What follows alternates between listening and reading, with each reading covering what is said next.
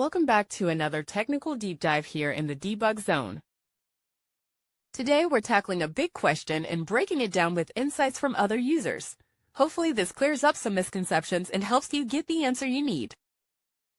So buckle up, stay a little curious, and let's jump right in.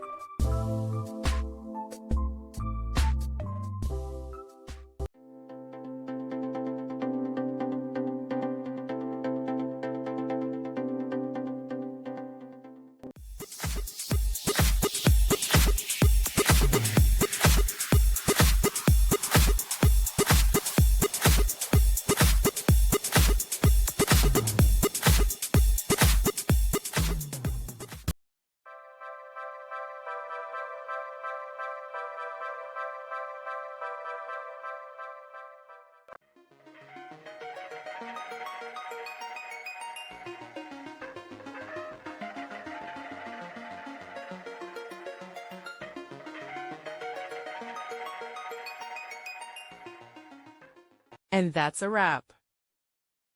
I hope you found the answer you were looking for. If you did, take a second to hit that subscribe button. It really helps out. And let me know in the comments which solution worked best for you.